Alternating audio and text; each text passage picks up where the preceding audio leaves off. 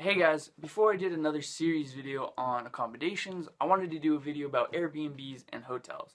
I've already done a video about Couchsurfing and hostels. In Couchsurfing one, I talked about what to look for in the perfect Couchsurfing host. In the hostels one, I talked about how to find the best hostel, and that cheapest isn't always the best option, and then what to do to book that hostel. So yeah, in this video, I'm going to be talking about the things that you should look out for in Airbnbs and hotels. With Airbnbs, this might be hard to see. So yeah, this is just the price of an example that I stole.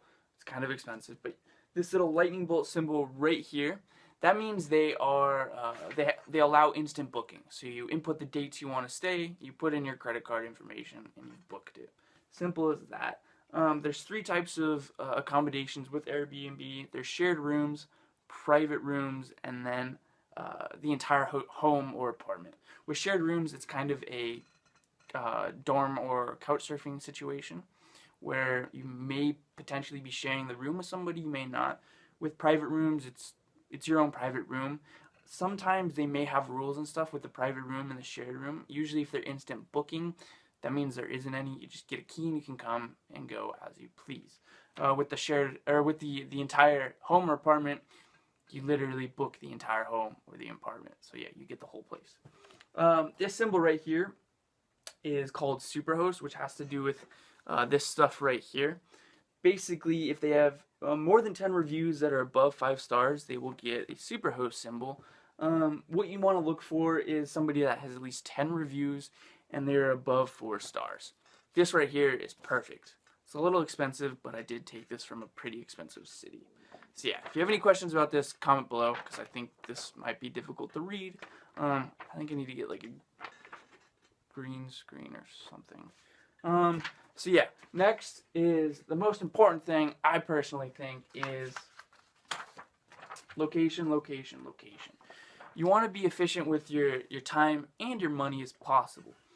If you get a really cheap Airbnb, but it's out in the middle of nowhere, you're going to be spending a lot of time going to and from the things that you want to see. You know, if you have to walk 30 minutes into the city and then 30 minutes back, over 2 weeks, that's just an entire day of walking. I mean, that's an entire day of your travels just gone. So try and find a Airbnb or hotel that is close to the things that you want to see. Close to a transportation hub will help as well, like a bus station or a train station. Next, I have 24-hour check-in. In the last video I did was flights to India. One of those flights got in at about 11 o'clock at night. That means you might not actually make it to your Airbnb until midnight or 1 a.m. What do you do if you can't check in? You're in a bit of trouble, aren't you? This solves that problem. You can check in whenever. On top of this, with Airbnbs, you might consider getting one with a doorman. It'll limit your options by a lot. But having a doorman is an extra level of security. They can keep undesirables out so your stuff is more safe and secure. And then there's somebody that you can talk to. Be like, hey, where should I go? What can I see? What places should I stay away from? Which places are unsafe? And it's somebody that you can check in with as well, so you can stay safe. Next, I have kitchen, laundry, and internet. You're going to have a lot more trouble finding an Airbnb without internet, but it's more about the type of internet. You can't exactly plug your phone into an Ethernet cable or an Ethernet cable into your phone. So you want to try and find one with Wi-Fi so you can, you can connect your laptop, your phone, or your tablet, or your Xbox, or whatever. With a kitchen, you can save a lot of money on your food. You can shop at the grocery store, stock up for a few days. A sandwich picnic in the park is going to be a lot cheaper than lunch at some cafe. With laundry, you can save money because you don't have to pack as much, which, you don't have to pay for really expensive luggage fees, stuff like that. And it's always nice kind of packing lightly. So yeah, you'll be able to wash your clothes. So this is the stuff that you need to look out for with an Airbnb. With hotels, you're not going to find one with a kitchen, most likely. You're definitely not going to find one with a laundry, most likely. But you will find one with an internet. But one thing that you can look for is free breakfast. Free breakfast. Breakfast is the most important meal of the day. It'll keep you fueled for hours if you have a decent one in the morning. And if they'll allow you, you can load up your backpack or your pockets with, croissants or donuts or pastries or whatever. And have snacks throughout the day, which is always lovely. So yeah, location is important for hotels. Same with 24-hour check-in. Now to find a hotel, you're going to want to use Google Maps. Google Maps is, I keep going back to Google's tools because I honestly think they're great. I hate third-party booking sites. I'm not going to go into that. I think they're kind of a con. They make it look like you're getting the best deal when in reality you're not. So yeah, use Google Maps. Go to this location where you want to stay, whether it's like Sydney or India or Antarctica. And then once you're at that city, go up to the search menu and type in hotels. A whole list of all the hotels in that city will show up. Their price range, their amenities, their reviews, the stars they are, if they're like a 3-star or 5-star, whatever.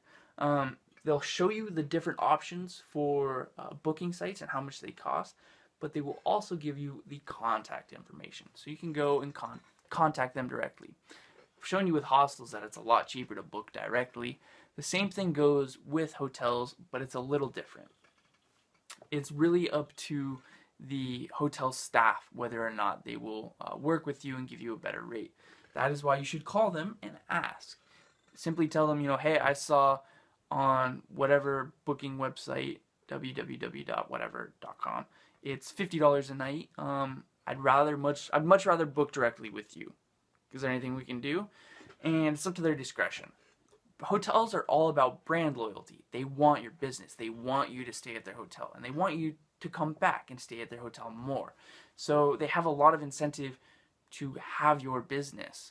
So it might not always work. I'm going to do a separate video where I actually go and call a hotel and record the conversation. That actually might be illegal wiretapping. I'll figure out what to do. And I'll show you how to kind of wheel and deal your way into a better rate. It might not always work. Again, if it doesn't work, try calling again and talking to somebody else. It's really up to the person you talk to whether you get a better rate or not. At the very least, by booking directly through the hotel, you will probably get a better room. And if anything goes wrong, if you have to change your dates or you have to cancel, they're more likely to work with you. While if you have to go through a third-party booking website, you have to go through them for everything, and it can just be a pain in the ass.